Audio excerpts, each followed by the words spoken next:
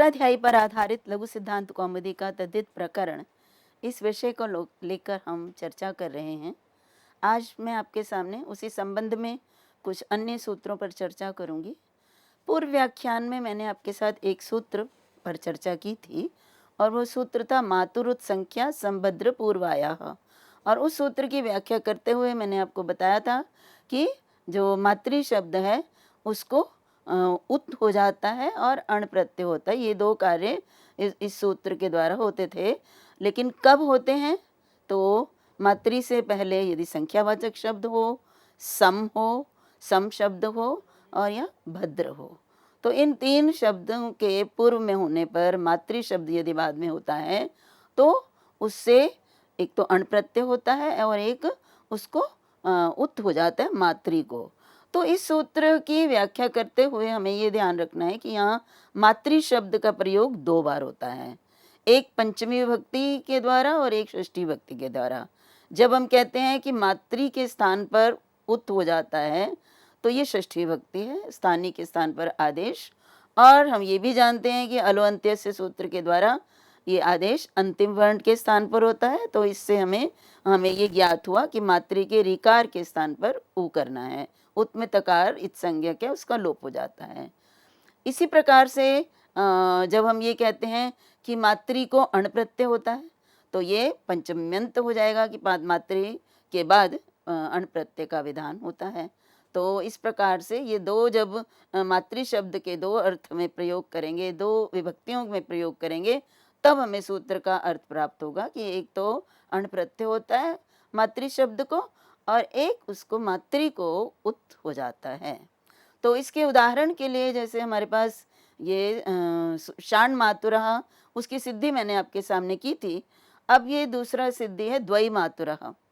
तो द्वयी मातुरः का यदि हम विग्रह करते हैं तो इसका अर्थ होता है द्वयोः मात्रोः अपत्यम, मतलब दो माताओं की जो संतान है, अर्थात जिसके दो माता होती हैं उसको हम द्विमातुर कहते हैं। और द्विमातुर मीन्स दो माताएं।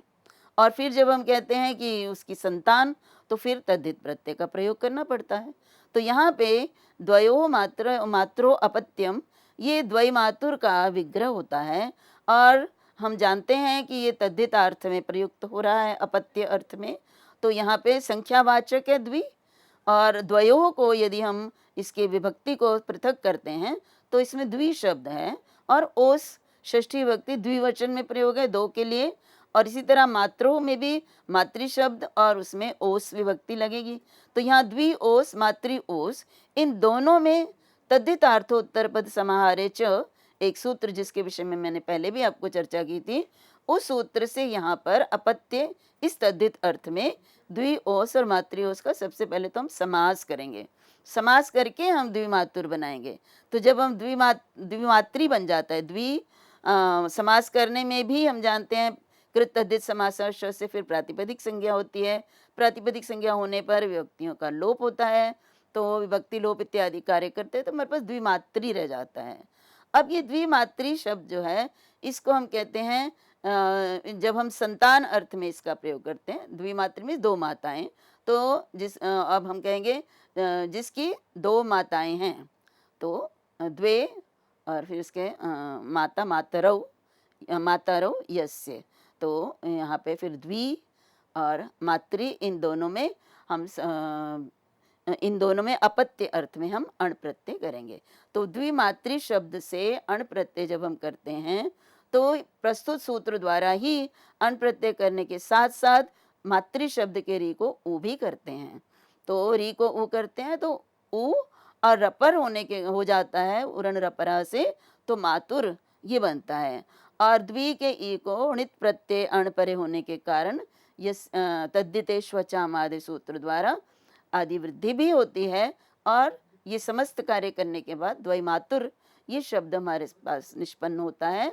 और फिर उसके बाद हम उसको प्रथमा विभक्ति एक वचन में द्वैमातुरः, ये अकारांत शब्द बनेगा। द्विमातुर और अण प्रत्यय में अ है तो इनको जब रकार में जोड़ते हैं तो द्वैमातुर पूरा अकारांत शब्द बन जाता है और प्रथमा विभक्ति एक वचन पुल्लिंग में इसके द्वैमातुरः रूप बनते हैं। इसी प्रकार से देखिए इन्होंने कहा संख्यावाचक, तो संख्यावाचक के 2 उदाहरण आपके सामने मैंने प्रस्तुत किए हैं। उसके बाद यदि समपूर्वक मातृ शब्द होता है, तब भी प्रस्तुत सूत्र द्वारा मातृ के ऋकार को उ होता है और साथ में मातृ को अपत्य अर्थ में अण प्रत्यय होता है। तो जब हम करते हैं साम मातुरः की सिद्धि करते हैं, तो ये सम और मातृ इन दोनों में हम समास करते हैं। कुगति प्रादय एक सूत्र है, यहाँ सम जो है प्रादि है, प्रादि के अंतर्गत आता है, इसलिए यहाँ पे कुगति प्रादय सूत्र द्वारा प्र आदि के अंतर्गत आने वाले सम का इस समर्थ पद मातृसु के साथ समास होता है। और समास होने के कारण विभक्ति इत्यादि जो है, सम तो सम हमारा प्रादि के अंतर्गत आता है, इसलिए विभक्ति नहीं है इसमें, लेकिन मातृसु में विभक्ति है, तो इसलिए सु का लोप होकर हमारे पास सम मातृ बनता है। तो इसी प्रकार से हम जब पुनः ये सूत्र यही कहता है कि सम पूर्वक मातृ शब्द हो तो अण प्रत्यय और उसके बाद उसको उत आगम हो जाता है री के स्थान पर, तो हमारे पास जो बनता है तो सम मातृ। और जब हम इसको सम को आदि वृद्धि करते हैं तो साम मातृ, और ई के स्थान पर जब हम उ कर देते हैं रपर करके तो साम मातुर, इस प्रकार से हमारा रूप जो बन जाता है। तो इस प्रकार से साम मातुरः ये पद भी निष्पन्न होता है। इसी तरह से भद्र मातुरः भी निष्पन्न होता है। यहाँ भद्र और मातृ, भद्र पूर्वक मातृ शब्द है, इसलिए यहाँ पर भी उसी प्रकार से बनकर भाद्र मातुरः इस प्रकार से रूप बनता है। अब यहाँ पे इस सूत्र में एक चीज जो है जिसको देखना अनिवार्य है कि यहाँ पे स्त्रीलिंग का प्रयोग किया गया है। मातृ स्त्रीलिंग शब्द है। वास्तव में मातृ स्त्रीलिंग शब्द माता के रूप में भी प्रयुक्त होता है, और मातृ में मिमोति इति मातृ, जो वो जो है वो जो व्यक्ति उसको गिनता है, मापता है, उसको भी माता बोलते हैं, तो ये पुल्लिंग होता है। वो कर्तरी शब्द के समान वो मातृ शब्द निष्पन्न होता है। तो इसलिए यहाँ पर ये देखना है कि ये जो मातृ शब्द है ये माता के अर्थ में, जो स्त्रीलिंग के अर्थ में प्रयुक्त हुआ है, इसीलिए यहाँ पर स्त्रीलिंग से निर्देश किया है, क्योंकि मातृ शब्द स्त्रीलिंग भी है और पुल्लिंग शब्द भी बनता है, जिसका अर्थ मैंने अभी आपके सामने प्रस्तुत किया। तो इसके बाद इसीलिए देखिए, जैसे धान्य मातुः, ये स्त्रीलिंग का निर्देश होने के कारण यहाँ पे जो है ये वाला प्रत्यय नहीं होगा। तो इस प्रकार से आपके सामने इस सूत्र को मैंने स्पष्ट किया। अब अगला सूत्र जो आपके सामने है वो है कन्यायाः कनीनः च। अब इस सूत्र के अनुसार कन्या शब्द का यदि संतान अर्थ के लिए, संतान अर्थ में प्रयोग किया हो, तो उसमें एक तो अण प्रत्यय होता है और कन्या के स्थान पर कनीन हो जाता है। तो देखिए जैसे हमारे सामने हो कन्या, कन्या का यहाँ अर्थ क्या है? कन्या का अर्थ है जो अविवाहिता जो लड़की होती है, स्त्री होती है, उसकी जो संतान होती है वो कनीन कहलाती है। तो कन्या की संतान उसको किस तरह से बनेगा? हमारा कानीना। तो कैसे बनेगा? तो ये सूत्र है हमारे सामने कि जो कन्या है उसको, उसके स्थान पर एक तो कनीन हो जाता है और साथ में उससे अण प्रत्यय भी प्रयुक्त होता है।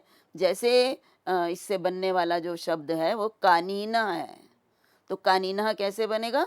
तो जब हम इसको विग्रह करेंगे तो कन्याया अपत्यम, जो कन्या की संतान हो, मतलब अविवाहिता कन्या की संतान हो, उसको कहेंगे। तो इसलिए यहाँ पे कन्या शब्द से एक तो अण प्रत्यय होगा और साथ में कनीन हो जाएगा कन्या, और पूरे के स्थान पर हो जाएगा, अलोन्त्य से यहाँ पे नहीं लगेगा। तो यहाँ पे कनीन होगा और फिर क के अ को आदि वृद्धि करके कानीन हो जाएगा, और नकार जो है उसके अ न के अ को जो है यस्येति च से लोप होकर कानीनः बनेगा। ये बहुत ही रुचिकर शब्द है।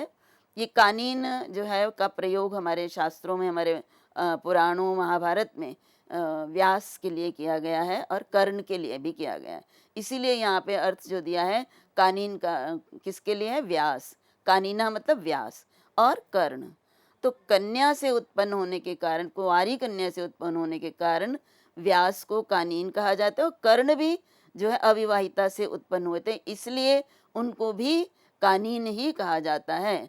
तो इस संबंध में पौराणिक कथा है, और पौराणिक कथा के अनुसार प्राचीन काल में महर्षि पराशर भ्रमण करने के लिए निकले थे, और भ्रमण करते हुए उनकी नज़र एक स्त्री पर पड़ी जिनका नाम था सत्यवती।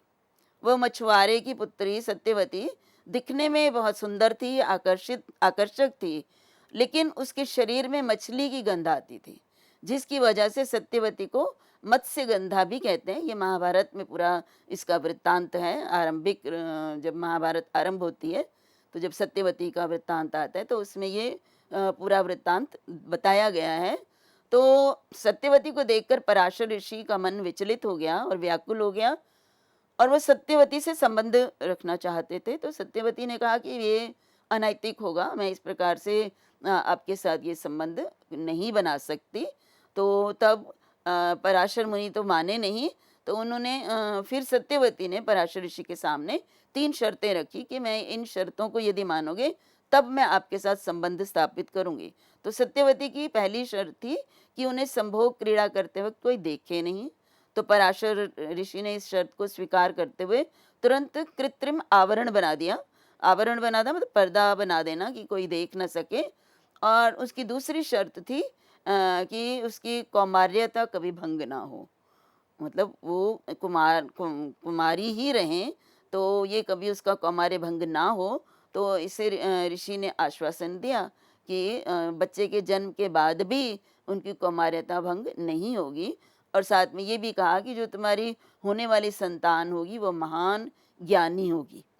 और सत्यवती ने पराशर ऋषि के सामने तीसरी शर्त रखी कि उसके शरीर में से आने वाली मछली की महक के स्थान पर फूलों फूलों की सुगंध हो जाए, वो मछली की गंध फूलों की गंध में परिवर्तित हो जाए। तो ऋषि ने सत्यवती की इस शर्त को भी मान लिया और तथास्तु कह दिया, और सत्यवती के शरीर से आने वाली गंध भी समाप्त हो गई। और सत्यवती के जब समय आया तो सत्यवती को एक पुत्र प्राप्त हुआ, जिसका नाम कृष्ण द्वैपायन रखा। यही कृष्ण द्वैपायन आगे जाकर वेद व्यास के नाम से प्रसिद्ध हुए। महाभारत तो ये तो है वेद व्यास को कानीन क्यों कहा जाता है। कर्ण को भी कानीन कहा जाता है। महाभारत की कथा के अनुसार कर्ण का जन्म यदुवंशी राजा शूरसेन की पुत्री कुंती से हुआ था। कर्ण के जन्म के समय कुंती कन्या थी। कर्ण कुंती को एक वरदान के कारण प्राप्त हुआ था। जब उन्होंने सूर्य देव का स्मरण किया कुंती ने, तो सूर्य कुंती के पास प्रकट हुए और उनकी इच्छा के विरुद्ध शिशु का वर दे दिया, और वह शिशु कर्ण ही था। तो यहाँ पर दोनों के लिए ये कानीन शब्द का प्रयोग होता है। अगला सूत्र है स्त्रीभ्यो ढक। अब ये ढक प्रत्यय करने वाला सूत्र है, और यदि इसे देखा जाए तो एक सामान्य सूत्र के रूप में ये भी हमारे सामने प्रयुक्त होता है कि स्त्री प्रत्ययांतेभ्यो ढक, अर्थात जितने भी जो शब्द हैं उनसे स्त्री प्रत्यय लगा दिया जाए तो उनसे ढक प्रत्यय होता है। तो वो जैसे उदाहरण आपके सामने वैनते आया है, इसको उदाहरण को मैं अभी आपके सामने स्पष्ट करती हूँ। पहले ये जानना आवश्यक है कि स्त्री प्रत्यय जो है वो कौन कौन से होते हैं। तो प्रत्यय के अधिकार में अष्ट स्त्री प्रत्यय पाठिता, 8 स्त्री प्रत्यय कहे गए हैं। वो टाप, चाप, डाप, ङीप, ङीश, ङीन और ओंग तथा ते, यही स्त्री प्रत्यय हैं। अर्थात यदि किसी भी शब्द को पुल्लिंग शब्द है, तो किसी भी शब्द को यदि स्त्रीलिंग में प्रयोग करना है तो स्त्री प्रत्यय प्रकरण है, जिसमें बताया गया है कि कहाँ टाप प्रत्यय करेंगे, कहाँ चाप करके बनेगा, कहाँ ङीश प्रत्यय, कहाँ ङीप प्रत्यय, और कहाँ ओंग और कहाँ ती प्रत्यय लगकर ये स्त्रीलिंग रूप बनते हैं। तो स्त्री भ्योढक का अर्थ भी यही है कि जिन शब्दों से स्त्री प्रत्यय लग चुके हैं, उन स्त्री प्रत्ययांत शब्दों का यदि अपत्य अर्थ में प्रयोग करना है, संतान अर्थ में प्रयोग करना है, तो उनसे ढक प्रत्यय का प्रयोग करेंगे। जैसे उदाहरण आपके बताया वैनतेयः। तो अब ये टाप प्रत्यय लगकर बना हुआ शब्द है वैनतेयः, और इसका अर्थ क्या है वैनतेय का? विनताया अपत्यम। विनता की जो संतान है उसको वैनतेय कहते हैं। तो विनता, ये विनत शब्द का स्त्रीलिंग में यदि हम प्रयोग करते हैं तो टाप प्रत्यय अजाद्यतश टाप सूत्र द्वारा टाप प्रत्यय करके बनाते हैं। तो विनता से टाप प्रत्यय हुआ है, इसलिए ये स्त्री प्रत्ययांत हो गया।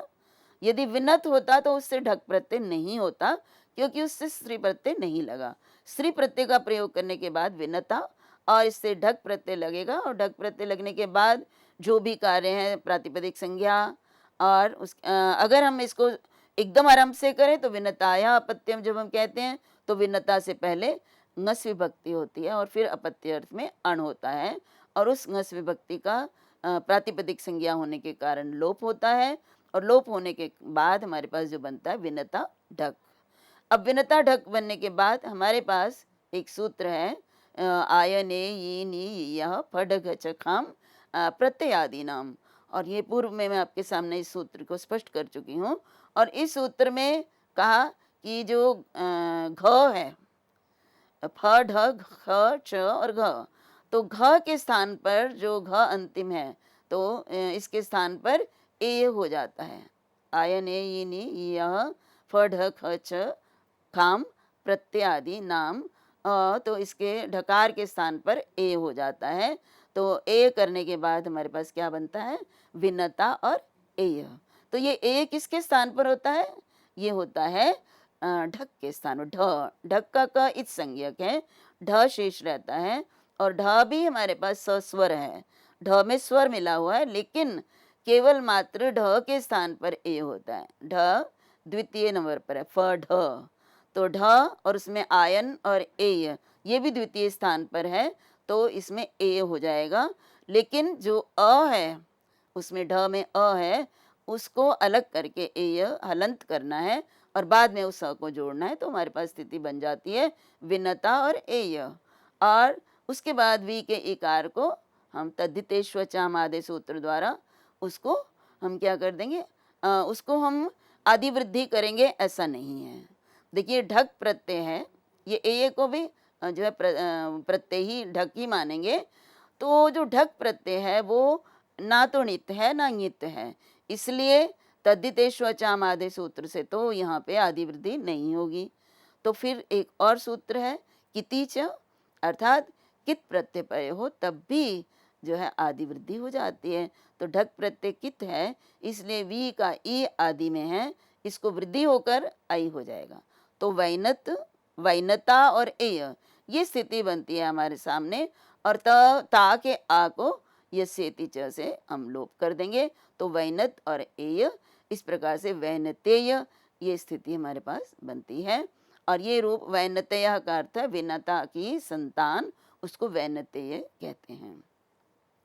मैंने आपको बताया कि टाप चाप डाप जो प्रत्यय हैं, इनसे ये स्त्रीलिंग में प्राप्त होने वाले प्रत्यय होते हैं। तो इनमें से किसी भी प्रत्यय में समाप्त होने वाला शब्द होगा तो उससे ढक प्रत्यय होगा। उसके अतिरिक्त ऊंग प्रत्यय की बात की थी कि ऊंग प्रत्यय यदि लगा हो, ऊंग प्रत्ययांत हो, तो उसको भी ढक प्रत्यय होता है। तो ऊंग प्रत्यय यदि स्त्रीलिंग में प्रयुक्त होता है तो हमारे पास ऊंग उतः ये सूत्र है जिससे कि हम ऊंग प्रत्यय करते हैं।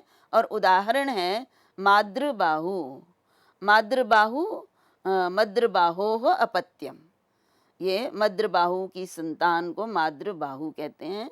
तो यहाँ पे मैंने बताया कि माद्रबाहु ह्रस्व उ में समाप्त होने वाला शब्द है, उससे वो पुल्लिंग में है, लेकिन जब हम इसका स्त्रीलिंग में प्रयोग करते हैं तो इससे ऊंग प्रत्यय लगाते हैं, क्योंकि ये उकारांत है शब्द मद्रबाहु। मूल शब्द ये है मद्रबाहु, उकारांत है। इसको स्त्रीलिंग में प्रयोग करेंगे तो उकारांत में ऊंग प्रत्यय लगाकर दीर्घ उकारांत बन जाएगा। तो जो मद्रबाहु ये दीर्घ उकारांत है, और मद्रबाहु की जो संतान है उसको बताने के लिए यहाँ पर ढक प्रत्यय हो जाएगा। तो मद्रबाहु ढक जब करते हैं तो पुनः जैसे पूर्व में हमने किया ढ के स्थान पर ये करेंगे, म के अ के स्थान को वृद्धि कर देंगे, बाहु के उकार का लोप कर देंगे, और उसके बाद जो ऊंग का ऊ है उसको उसमें जोड़कर तो माद्रबाहु ये स्थिति हो जाएगी। तो इस प्रकार से यहाँ पर माद्रबाहु जब ए किया तो और गुणः इत्यनेन भस्य अंगस्य अंतिम वर्णस्य गुणे प्राप्ते। ये हमने पूर्व में भी कहा था कि उकारांत जो है उसकी जो भ अंग है उसके जो उकार है अंतिम उसका गुण हो जाता है। तो यहाँ पे मद्र बाहु क्या उ को गुण की प्राप्ति हो रही थी, लेकिन उसका हम अपवाद है कि ढ्र लोपो अकद्रुवा, अर्थात कद्रु कद्रु शब्द को छोड़कर तो अंग के अंतिम वर्ण का ही लोप होगा। तो यहाँ पर यद्यपि और गुणा की प्राप्ति हो रही थी, परंतु ढे लोपो अकद्रवाह सूत्र द्वारा यहाँ पर ढ परे होने पर अंतिम वर्ण का लोप होगा। तो ये भी ध्यान रखना है, नहीं तो अगर हम इसको लोप कर देते हैं तो तो हमारा रूप जो है, जो अभीष्ट रूप है, वो नहीं बन पाएगा। इसी प्रकार से स्त्रीलिंग में ती प्रत्यय भी होता है, और ती प्रत्यय जो है युवन शब्द से ती प्रत्यय का प्रयोग होता है। तो युवन शब्द है, और जब हम इसका स्त्रीलिंग में प्रयोग होते हैं यूनस्ती, ये सूत्र है। अगर हम उस युवन शब्द, युवन मीन्स युवा, अगर हम स्त्री के लिए प्रयुक्त करते हैं तो वो युवन तो नहीं प्रयुक्त करेंगे, युवा प्रयुक्त नहीं करेंगे पुल्लिंग शब्द, तो फिर कौन सा करेंगे? अगर युवक की संतान होगी स्त्री, तो क्या उसका रूप बनेगा? तो वो सूत्र है यूनस्ती। तो युवन शब्द से ती प्रत्यय लगने के बाद हमारे पास रूप बनता है युवती। ये युवती जो है स्त्रीलिंग शब्द है, और युवती की संतान, तो युवती षष्ठ्यंत है, तो युवत्याह अपत्यम, तो युवती से ngस प्रत्यय होकर युवत्या बनता है, और फिर जो अपत्य अर्थ में ढक प्रत्यय होता है। तो ढक प्रत्यय के रूप उसी प्रकार से बनेंगे, यू के ऊ को वृद्धि अव हो जाएगी, ती के इकार को लोप हो जाएगा, और ढ के स्थान पर ए हो जाएगा, तो हमारे पास यौवतेय, इस प्रकार से ये रूप निष्पन्न होगा। तो ये जो आयनीय वाला सूत्र है, इसमें ध्यान रखना है कि इस सूत्र से ढ के स्थान पर ए होता है। तो इस तरह से हमारे पास जो रूप निष्पन्न होता है वो यौवतेय, ये रूप निष्पन्न होता है। अब यहाँ पे देखिए एक चीज जो ध्यान देने योग्य है कि इस सूत्र में कहा गया जो है स्त्रीभ्यो ढक। तो स्त्रीभ्यो ढक कहने का क्या तात्पर्य है? क्या स्त्रीलिंग शब्दों से भी ढक प्रत्यय हो जाएगा? स्त्रीलिंग प्रत्यय मतलब जो बिना स्त्री प्रत्यय लगे भी स्त्रीलिंग शब्द प्रयुक्त होते हैं, तो उनसे भी क्या ढक प्रत्यय होगा? तो इसी को स्पष्ट किया गया कि अनेन सूत्रेण केवलम स्त्री प्रत्यांत शब्दानां विषय एव ढक प्रत्यय भवति। मतलब कि ये सूत्र उन स्त्रीलिंग प्रत्ययों को ही ढक करता है जो स्त्री प्रत्यय लगाकर बने हों। तो स्त्री प्रत्यय लगाकर यदि शब्द नहीं बनते हैं तो उनसे ढक प्रत्यय नहीं होता। तो इसका मतलब है कि स्त्रीलिंग शब्दों से ढक प्रत्यय का प्रयोग नहीं होता। तो इसलिए जो स्त्रीलिंग शब्द स्त्री प्रत्यांत नहीं होते हैं उनके विषय में ये सूत्र नहीं लगेगा। जैसे उदाहरण आपके सामने है, मैं प्रस्तुत करना चाहूँगी कि मातृ शब्द है, दुहित्री शब्द है, मति, भक्ति, गति, श्री, ये सारे शब्द स्त्रीलिंग हैं, लेकिन ये स्वाभाविक रूप से स्त्रीलिंग हैं, इनसे कोई स्त्री प्रत्यय लगकर ये नहीं बने हैं। तो ये सूत्र इन शब्दों के लिए नहीं है। तो जब भी हम स्त्रीभ्यो ढक सूत्र का जब अर्थ करेंगे या इसके अनुसार प्रत्यय करेंगे, तो हम सबसे पहले ये देखेंगे कि क्या ये स्त्रीलिंग शब्द स्त्री प्रत्यय लगाकर बना है या कि स्वाभाविक रूप से ही ये स्त्रीलिंग शब्द है। तो अभी के लिए इतना ही। अगले व्याख्यान में मैं आपको इन शब्दों से किस प्रकार से ढक के बिना रूप बनते हैं उस पर चर्चा करूंगी। तभी तक के लिए आप सबको मेरा नमस्कार। सभी का धन्यवाद।